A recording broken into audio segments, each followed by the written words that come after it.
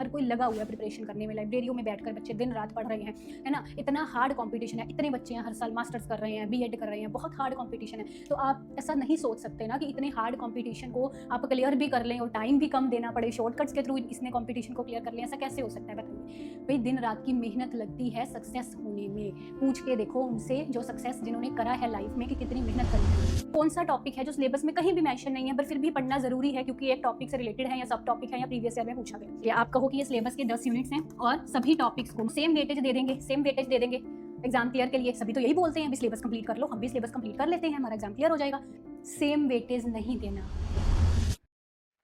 Hello everyone, welcome. सो आज की इस क्लास में हम बात करने वाले हैं ऐसे मिस्टेक्स जो एस्पायरेंट्स करते हैं किसी भी इकोनॉमिक्स के कम्पिटिटिव एग्जाम की तैयारी कर रहे हैं, स्पेशली टीचिंग वाले एग्जाम की, जैसे UGC net lecturer, PGT, assistant professor economics, है ना।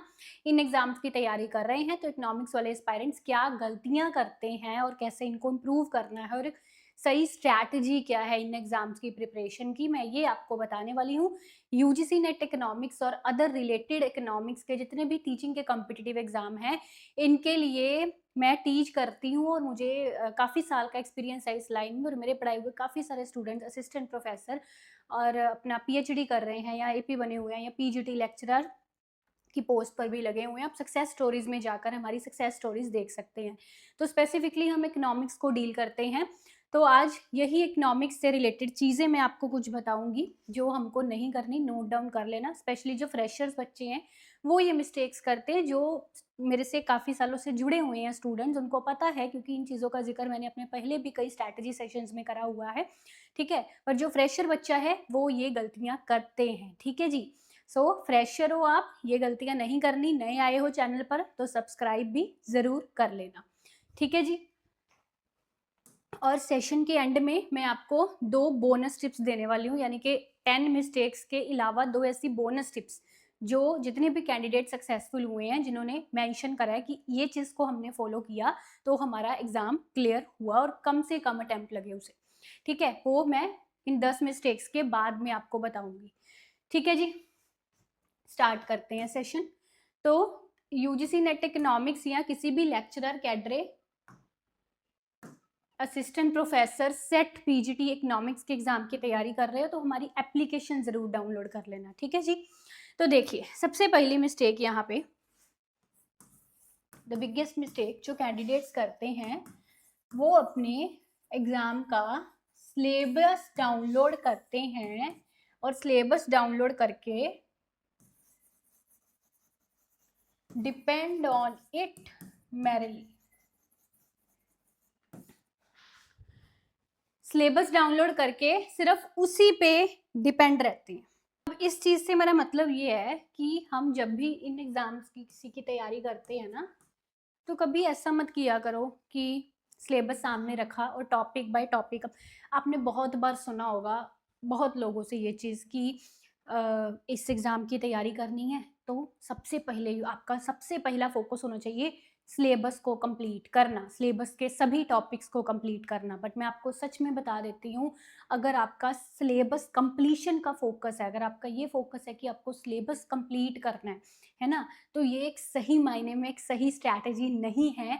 क्योंकि जो सिलेबस होता है आपका वो एक हाइलाइट्स होते हैं, यानी कि उसमें ब्यूरीफाई करके डिटेल में चीज़ें नहीं बताई होती, है ना। वो सिर्फ ऊपर ऊपर से उन्होंने टॉपिक्स के नाम लिखे होते हैं और फ्रेशर बच्चे को पता ही नहीं होता कि एक टॉपिक के अंडर कितने सब टॉपिक हैं, इस टॉपिक से कितने रिलेटेड टॉपिक्स हैं और हमको अपनी प्रिपरेशन में वो सब चीज़ें भी ऐड करनी हैं, ठीक है। बहुत सारी ऐसी चीज़ें होती हैं जो आपके सिलेबस में डायरेक्टली आपको नहीं कहीं दिख रही but they are related topics, है ना।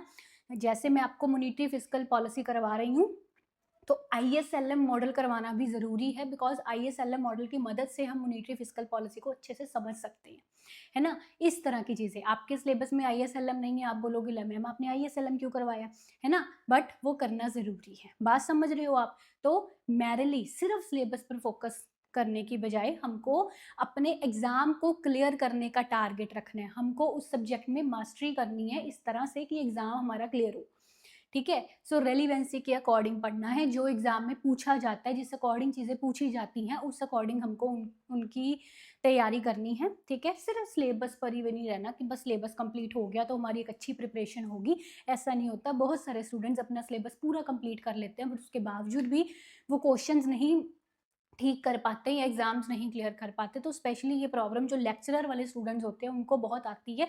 उनका सिलेबस बहुत ही छोटा दिया होता है ना? बट बहुत सारी ऐसी चीज़ें होती हैं जो एक टॉपिक से रिलेटेड होती हैं और वो भी हमको पढ़नी ज़रूरी होती हैं, है ना? ये मेरे कहने का मतलब ये है कि एक टॉपिक के काफ़ी सारे सब टॉपिक्स होते हैं और एक टॉपिक के काफ़ी सारे रिलेटेड टॉपिक्स होते हैं, या ऐसे टॉपिक्स, ऐसी चीज़ें जो उस टॉपिक से प्रीवियस ईयर्स में पूछी जा रही हैं। तो हमको उनको टारगेट करके उस टॉपिक को करना होता है, जो आपके आपको लगेगा कि आपके सिलेबस में डायरेक्ट मेंशन नहीं है बट हम क्लासेस में वो चीज़ कवर करते हैं। ठीक है जी, ये चीज़ है। तो ये आपको एक चीज़ करनी है। उसके लिए सिलेबस कंप्लीशन आपका फोकस नहीं होना चाहिए, आपका फोकस यहाँ पे होना चाहिए कोर्स कंटेंट कंप्लीशन, ठीक है? कि जो भी आपको कोर्स में कंटेंट मिल रहा है वो सारा कंप्लीट करना, वो आपका फोकस होना चाहिए, ठीक है जी? सेकंड थिंग जो जहाँ पे लिखूंगी मैं,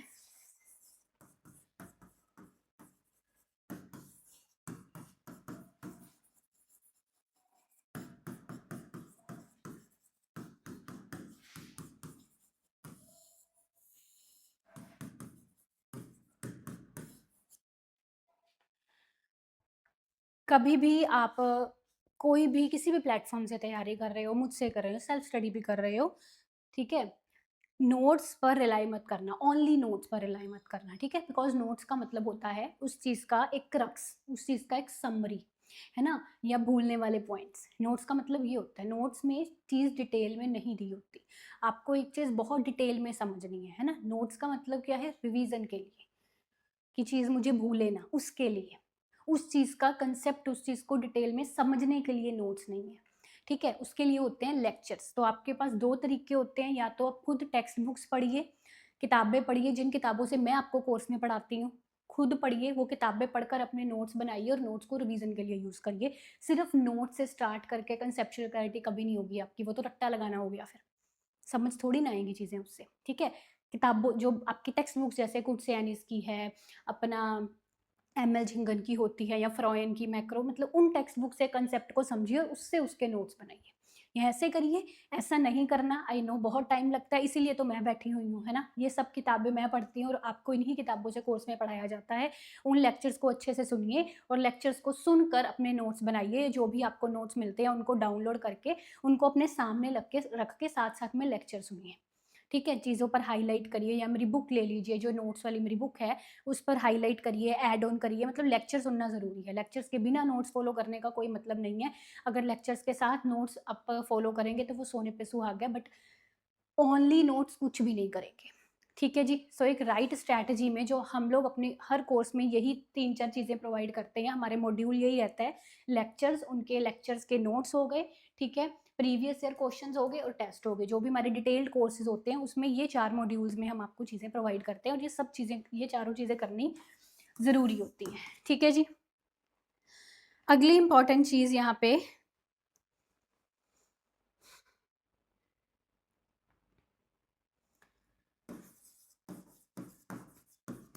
शॉर्टकट्स।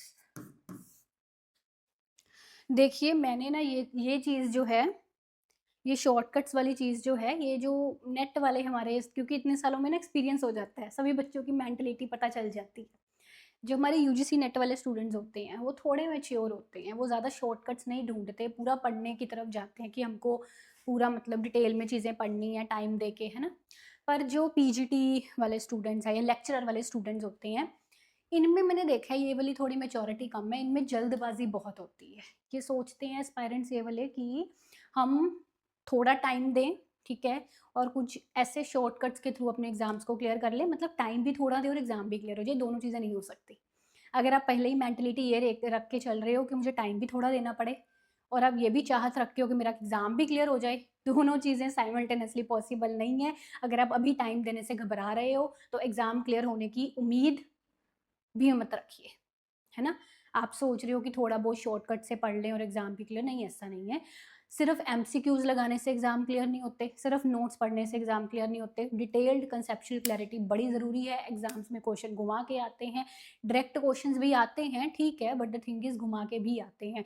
तो उस क्यों कंपटीशन बहुत ज़्यादा हार्ड है, हर कोई लगा हुआ है प्रिपरेशन करने में, लाइब्रेरियों में बैठकर बच्चे दिन रात पढ़ रहे हैं, है ना। इतना हार्ड कंपटीशन है, इतने बच्चे हैं हर साल मास्टर्स कर रहे हैं, बीएड कर रहे हैं, बहुत हार्ड कंपटीशन है। तो आप ऐसा नहीं सोच सकते ना कि इतने हार्ड कंपटीशन को आप क्लियर भी कर लें और टाइम भी कम देना पड़े, शॉर्टकट्स के थ्रू इसने कंपटीशन को क्लियर कर लें, ऐसा कैसे हो सकता है बताइए। भाई दिन रात की मेहनत लगती है सक्सेस होने में।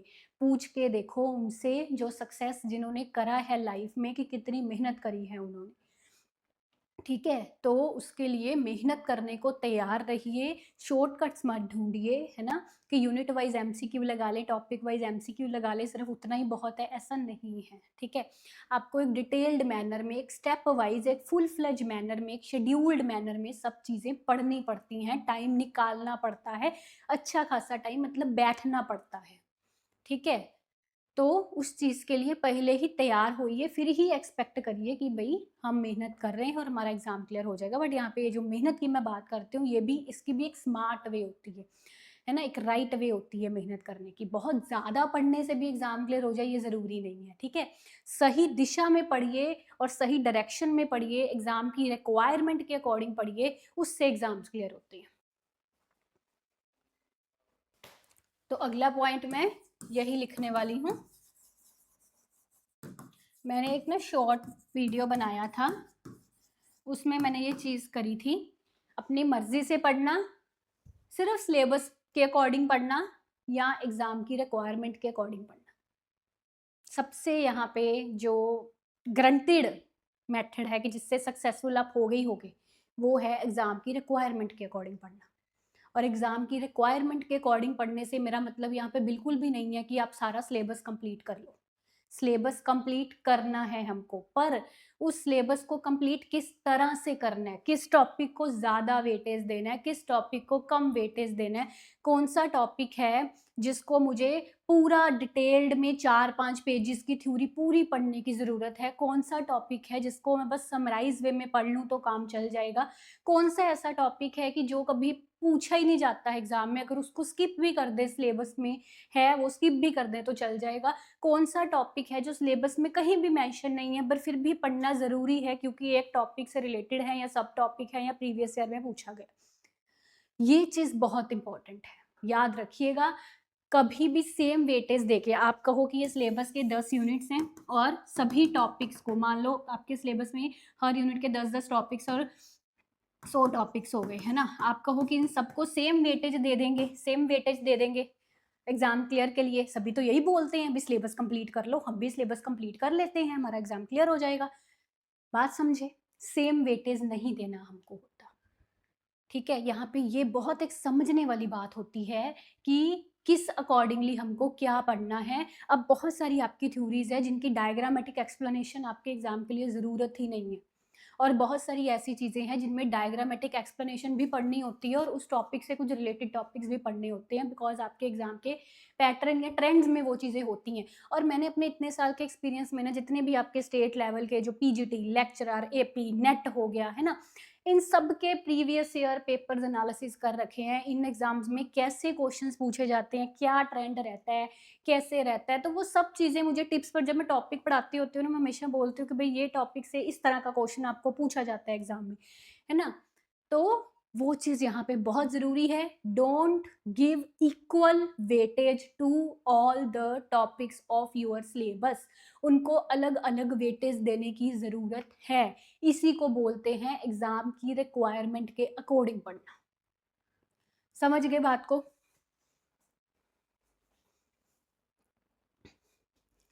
द नेक्स्ट थिंग यहाँ पे, अब कुछ स्टूडेंट्स कहते हैं कि हम कुछ यूनिट्स को स्किप कर देते हैं, हमने मैथ्स नहीं पढ़ा या स्टैट्स नहीं पढ़ा, इनको स्किप कर देते हैं, तो स्किप करने से हम जो है मतलब क्या क्लियर कर पाएंगे एग्ज़ाम को। मेरी तरफ से बिग नो है इसके लिए, बिग नो, बिकॉज हमको कभी भी पूरा यूनिट स्किप नहीं करना होता। हाँ, आप उन टॉपिक्स को स्किप कर सकते हो जो ज़्यादा इम्पोर्टेंट नहीं है एग्ज़ाम के अकॉर्डिंगली, और हमेशा मैं पढ़ाते वक़्त बताती हूँ, मेरे स्टूडेंट्स जानते हैं, और जितने भी यहाँ पे कोर्स वाले मेरे स्टूडेंट्स क्लास देख रहे हैं, मुझे कमेंट्स में ये चीज़ ज़रूर बताना कि मैं आपको क्लास में ये चीज़ बताती हूँ ना कई बार कि भई ये जो क्लास है इसमें ये जो डिफ़िकल्ट वाली चीज़ है ना? जो ज़्यादा कॉम्प्लिकेटेड है, अगर आपको ज़्यादा कॉम्प्लिकेटेड लग रही है इसको आप छोड़ सकते हो, बिकॉज़ ये इतनी इम्पोर्टेंट नहीं है एग्ज़ाम के लिए। यू कैन लीव इट, है ना? जिस बच्चे को है कि नहीं हमको समझनी है वो समझ ले, जिसको है कि नहीं सिर्फ एग्ज़ाम के अकॉर्डिंग ही हमको पढ़ना है, एक्स्ट्रा ज़्यादा नहीं समझना है ना, तो उसको हम लीव भी कर सकते हैं।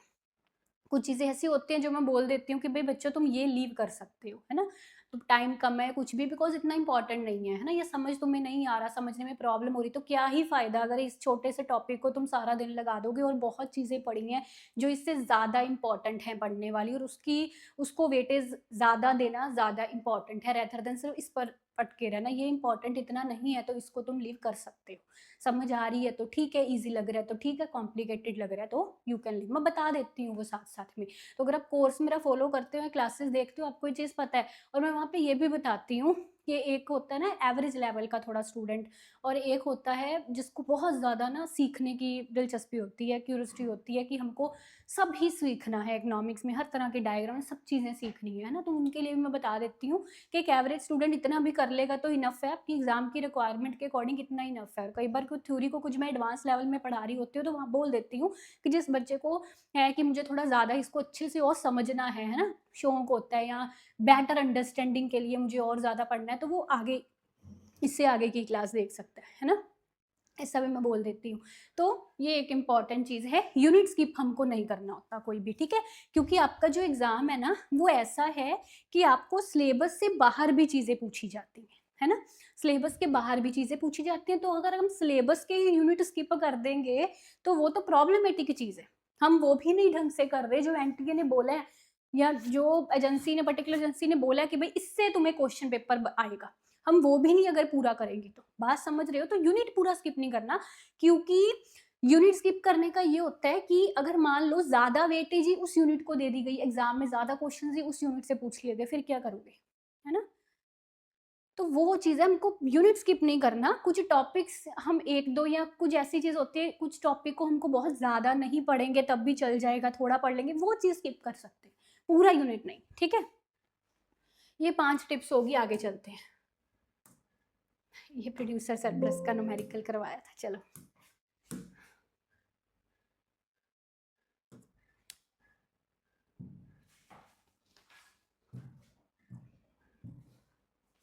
सो सिक्स्थ थिंग यहाँ पे जो मैंने देखी एक चीज़ कि ना, जो हमारे स्टूडेंट्स हैं, हमारे प्लेटफॉर्म को ज्वाइन करते हैं ना, या किसी भी को प्लेटफॉर्म को ज्वाइन कर रहे हैं, अब मुझे तो उनकी मेंटलिटी का पता है जो मेरे प्लेटफॉर्म को ज्वाइन कर रहे हैं, उनका एक बहुत रहता है कि भाई हमको ना लाइव ही क्लास चाहिए। देखिए, ध्यान से एक चीज़ समझिए कि इस चीज़ को समझ लीजिए कि लाइव और रिकॉर्डेड में क्या फ़र्क है, क्या अंतर है, कितनी इंपॉर्टेंस लाइव की है और कितनी इंपॉर्टेंस रिकॉर्डिंग की है, ठीक है?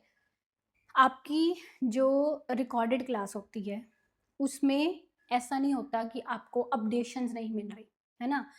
वो हर बैच में आपकी रिकॉर्डेड क्लासेस को हम अप टू डेट रखते हैं, है ना? जहाँ भी लग रही है कि ये क्लास पुरानी हो गई है, वहाँ पे नई डाल देते हैं, है ना?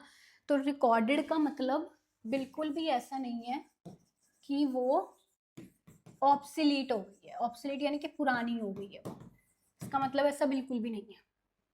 बात समझ रहे हो मेरी? तो रिकॉर्डेड क्लास भी फ्रेश हो सकती है, ये भी फ्रेश हो सकती है, ठीक है?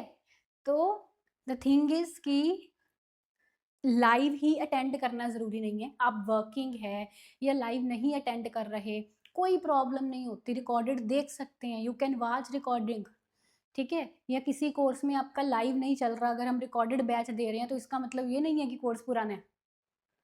हमारा हर कोर्स में हम लेटेस्ट क्लासेस डालते हैं, रिकॉर्ड करके एजुकेटर डाल रहा है या जैसे भी है, मतलब वो फ्रेश क्लासेस देंगे, उसके लाइव कंप्लीट हो चुके हैं, अब वो रिकॉर्डेड फॉर्म में चला गया, अगर उसमें भी हमको कुछ लग रहा है कि अपडेशन की ज़रूरत है, हम नया करवा देते हैं, ठीक है? एक एक सबसे बड़ी चीज़ जो बच्चे समझते हैं कि भई लाइव में ये चीज़ मिलेगी, रिकॉर्डेड में नहीं, वो क्या, डाउट सॉल्विंग, है ना? डाउट सॉल्विंग के लिए हमारे हर कोर्स में ना एक व्हाट्सएप नंबर होता है, ठीक है?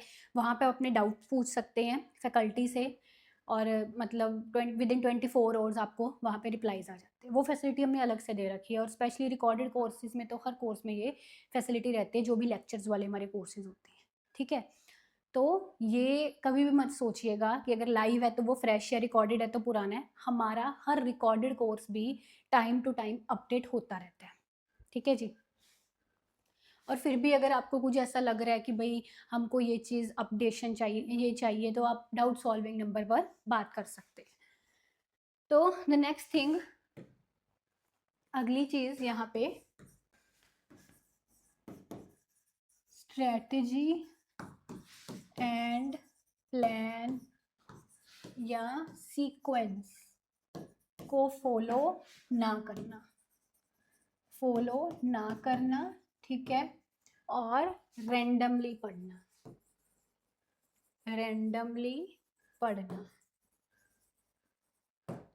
देखो, इसका मतलब पता है क्या? मैं आपको इस चीज़ की एक छोटी सी एग्जांपल देती हूँ। देखिए, एक तो ये है इसका कि भाई जिस प्लेटफॉर्म से आप कर रहे हो, है ना, उस प्लेटफॉर्म पर एक ट्रस्ट रखना बहुत ज़रूरी है। और मैं हमेशा ही अपने स्टूडेंट्स को बोलती हूँ कि ट्रस्ट मैटर्स ए लॉट। अगर आप मेरे कोर्स में आए हो, मेरे प्लेटफॉर्म में आए हो, तो कुछ तो आपको ऐसा था ना कि भाई ये चीज़ हम खुद नहीं कर सकते थे, या ये चीज़ हमको मैम के द्वारा अच्छे से करवाई जाएगी, इसीलिए हमने कोर्स में इनरोल किया। तो फिर जब आप आ जाते हो कोर्स में, तो फिर मुझको फॉलो करिए, मेरी स्ट्रैटेजी फॉलो करिए, जैसे मैं बोल रही हूँ वैसे करिए ना, है ना? तो अगर आप आ रहे हो तो आप हमारे एक पार्ट बन रहे हो, तो आपको उसके अकॉर्डिंग चलना पड़ेगा जैसी स्ट्रैटेजी हम बता रहे हैं। ठीक है? अगर आपको अपनी मन मर्ज़ी करनी थी या आपने अपने अकॉर्डिंग पढ़ना था, तो फिर आप क्यों ट्रस्ट रखकर हमारे पास आए? बात समझ रहे हो मेरी? So trust matters a lot. और मेरी सक्सेस स्टोरीज़ आप देखोगे, बहुत बच्चे बोलते हैं ऐसा कि अगर आपने कोर्स लिया है तो ट्रस्ट कर लो मैम पर। ट्रस्ट के थ्रू एक विश्वास होता है ना मन में, जब बन जाता है कि जो मैम हमको करवा रहे हैं, हमारे एग्ज़ाम की रिक्वायरमेंट के अकॉर्डिंग करवा रहे हैं, हम ऐसे पढ़ेंगे तो बिल्कुल हमारी स्कोर बूस्ट होगी, है ना? तो उसके अकॉर्डिंग आपको चलना पड़ेगा। और डेफ़िनेटली अगर आप मेरे किसी भी कोर्स में एनरोल्ड हैं और आप पूरा उसको अच्छे से जैसे मैं बोल रही हूँ वैसे कर लेते हो, तो अगर एग्ज़ाम में आपके 100 नंबर आने होंगे, डेफ़िनेटली मेरा कोर्स जॉइन करने से बाद आपके 120 130 नंबर, यानी कि आपकी स्कोर इम्प्रूव होगी ही होगी।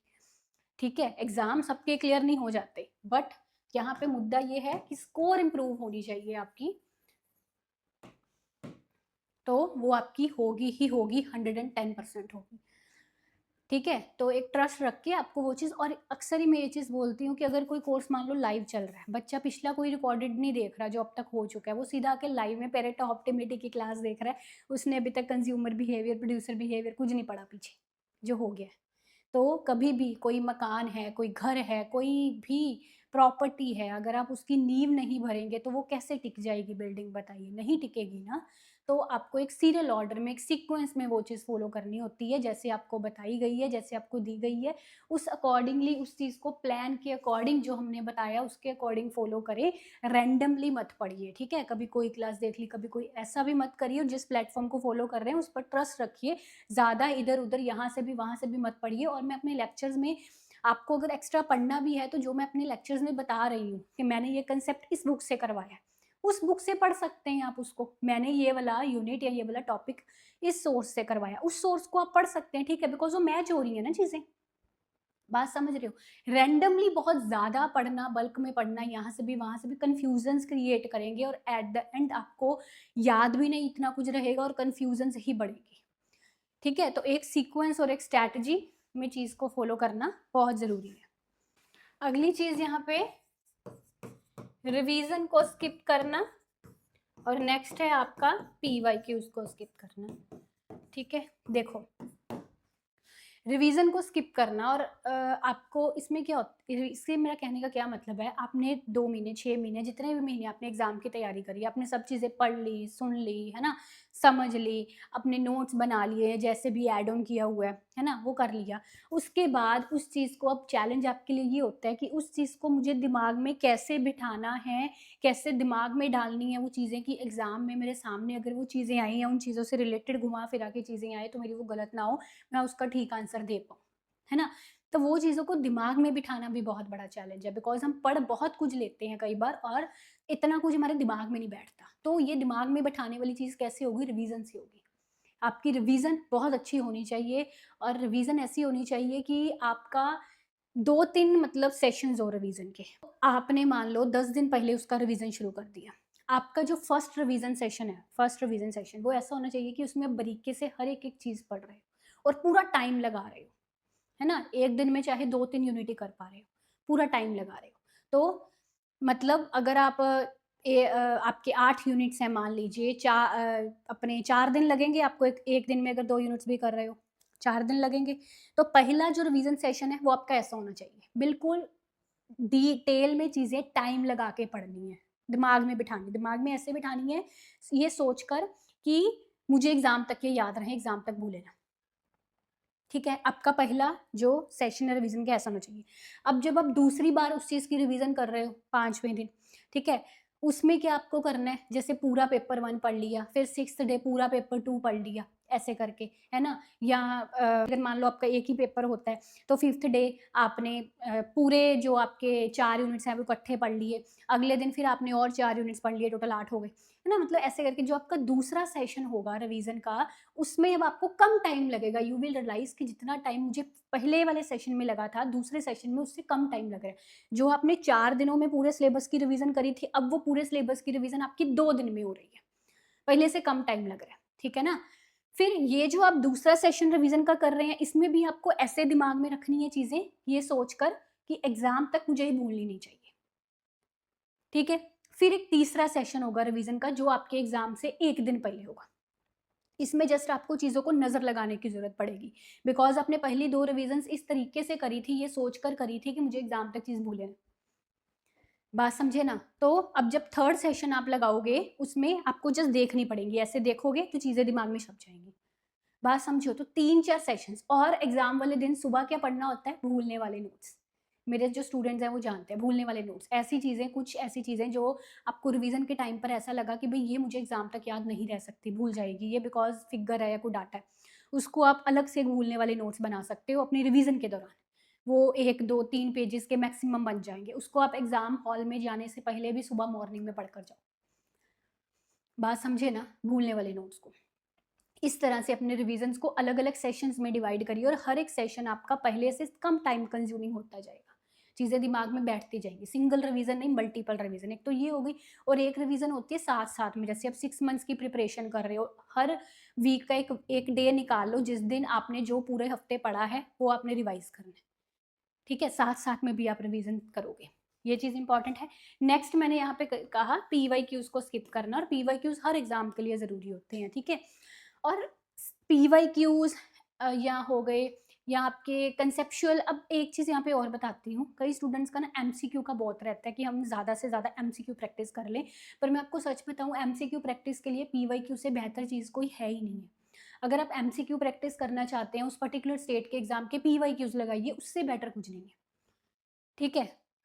प्रीवियस ईयर क्वेश्चंस लगाइए और कंसेप्चुअल अंडरस्टैंडिंग प्लस पीवाईक्यूज ये दोनों चीजें मैजिकली काम करती हैं इन दोनों चीजों के तालमेल से एग्जाम क्लियर होती है ठीक है सो अब यहाँ पे मैं कुछ बोनस टिप्स आपको बताने वाली हूँ देखिए जब आप एग्जाम हॉल में बैठते हैं ना कोई भी एग्जाम में आप बैठ रहे हैं आप कभी भी ऐसा नहीं होता कि उस एग्जाम का क्वेश्चन पेपर आप देखें तो आपको सब कुछ ही आता हो है ना क्योंकि आज ऐसा ही होने लग गया तो मतलब पूरे नंबर कभी नहीं किसी के आते, है ना? तो जितना मर्ज़ी आप अच्छी प्रिपरेशन करके गए हो ना, फिर भी एग्ज़ाम में कुछ 2, 4, 8, 10 क्वेश्चन्स ऐसे आपको लगेंगे ही कि ये हमने कभी पढ़े सुने नहीं है, है ना? क्योंकि नेशनल लेवल का एग्ज़ाम है या स्टेट लेवल का टफ़ेस्ट एग्ज़ाम्स होते हैं ये। तो ऐसी चीज़ें होती हैं जो थोड़ी आउट ऑफ कॉन्टेक्स्ट लगती है, उनको देख के अब मैं आपको बात क्यों ब बोल रही हूँ, उनको देख के घबराना नहीं होता। हो सकता है पहले 2-3 क्वेश्चन्स ही ऐसे हो जाएँ। तो उनको देख के घबराना नहीं है क्योंकि जिनका जेआरएफ भी क्लियर होता है या जिनका गवर्नमेंट असिस्टेंट प्रोफेसर का एग्ज़ाम भी क्लियर होता है, उनके भी सारे क्वेश्चंस तो ठीक नहीं होते ना। जितना मर्ज़ी कोई इंटेलिजेंट है बट द थिंग इज़ इतना मर्ज़ी आप पढ़ गए हो, जो मर्ज़ी है but the thing is exam में आउट ऑफ कॉन्टेक्स्ट चीज़ें आपको लगेंगी, जो आपसे नहीं सॉल्व हो रही, जिसका आंसर आपको नहीं आ रहा, उनको देखकर अपने आप को अंडर कॉन्फिडेंट नहीं करना। ठीक है? ये बात मेरी आपको एग्ज़ाम हॉल में याद आएगी, और बच्चे बोलते हैं कि आपकी ये चीज़ें एग्ज़ाम हॉल में हमको काम आती हैं और हमारे एग्ज़ाम उससे क्लियर होने में हेल्प मिलती है, कि वो चीज़ देख के आपको घबराना नहीं है। आपको यही बात मेरी याद रखनी है कि कोई दिक्कत नहीं है, आपने अच्छी तैयारी करी है ना, आपने सारा कोर्स कंटेंट कवर करा है ना, तो कुछ मतलब ऐसी चीज़ें आ भी रही हैं, आपको देख के घबराना नहीं है, आगे बढ़ना है और जो आता है उसको सही करना है। आते हुए को गलत कराओगे तो तब प्रॉब्लम है, ये बड़ी प्रॉब्लम है। सारा आता हो ये ज़रूरी नहीं है, पर आती हुई चीज़ें गलत कराओगे that is the biggest problem. तो जो आता है उसकी तरफ ध्यान देना है आपको, ठीक है?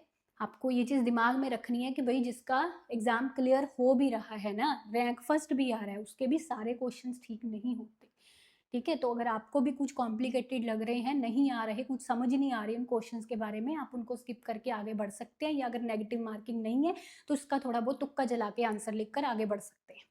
घबराने वाली वो बात नहीं है, उसको लेके अंडर कॉन्फिडेंट नहीं होना आपको, ठीक है? बस जो आते हुए हैं, जो पढ़ी-सुनी चीज़ें हैं, जिनके बारे में आपको समझ है, वो गलत मत करके आना उस हड़बड़ाहट के कारण। समझ गए मेरी बात को? That is a very, very important tip. और अगली यहाँ पे जो बोनस टिप है वो ये, और आपने सुना होगा मेरी सक्सेस स्टोरीज़ में या मेरे सेशंस में स्टूडेंट्स अक्सर इसका ज़िक्र करते हैं, दुनिया भुला के जस्ट एग्ज़ाम। ये कहने को तो सिर्फ़ एक 4 शब्द हैं, और एक नॉर्मल एक लेमैन को बड़े कॉमन से शब्द लगेगा कि भई क्या ही है ऐसा इन शब्दों में। बट द थिंग इज़, ये जो 4 शब्द है, अगर आप इनके पीछे छुपी हुई फीलिंग को अंडरस्टैंड कर लो ना, तो आपकी एग्ज़ाम में स्कोर बूस्ट हो सकती है और आपके एग्ज़ाम क्लियर करने में बहुत हेल्प हो सकती है। क्योंकि इन वर्ड्स का मतलब ये है, दुनिया भुला के जस्ट एग्ज़ाम, कि आपको डिस्ट्रैक्शंस अवॉइड करनी है, कंसिस्टेंसी से काम करना है। और जब आप एग्ज़ाम की प्रिपरेशन कर रहे हैं, जिन दिनों में, उन दिनों भी आपको डिस्ट्रैक्शंस अवॉइड करनी है, किसी भी इधर-उधर की चीज़ों को अपने दिमाग पर हावी नहीं होने देना। इसलिए बोला गया दुनिया भुला के, है ना? कि सब चीज़ आपको भूल जानी है, सिर्फ़ आपका फ़ोकस और आपकी डिटर्मिनेशन जो है इधर होनी चाहिए, एग्ज़ाम की तरफ डिस्ट्रैक्शंस पीछे होनी चाहिए। और एग्ज़ाम हॉल में जब आप एग्ज़ाम कर रहे हैं, ये जब बच्चा 4 लाइनें मेरी एग्ज़ाम हॉल में बैठा याद करता है ना, दिमाग में उसकी आती हैं ये 4 लाइनें, उसका फ़ोकस थोड़ा बहुत भी इधर-उधर जा रहा हो ना, एकदम वो फ़ोकस पर आ जाता है बच्चा। एकदम फ़ोकस से चीज़ें करने लग जाता है, एकदम मोटिवेशन आ जाता है कि नहीं, मुझे इधर-उधर नहीं देखना, मेरा फ़ोकस सिर्फ़ इस पर होना चाहिए, मेरे गोल पर मेरा फ़ोकस है और एग्ज़ाम हॉल में सिर्फ़ एग्ज़ाम पर मेरा फ़ोकस है। तो स्टूडेंट्स का फ़ोकस बनाने में और उनको डिस्ट्रैक्शंस से बचाने में ये 4 वर्ड्स काम आते हैं। समझ गए हो बात? और आपके क्या क्वेश्चंस हैं, क्या जानना चाहते हो, मुझे कमेंट्स में ज़रूर बताना, ठीक है जी? और अगर नए आए हो तो सब्सक्राइब कर लीजिएगा चैनल को। आप सबको बेस्ट ऑफ लक अपने एग्ज़ाम्स के लिए। Thank you.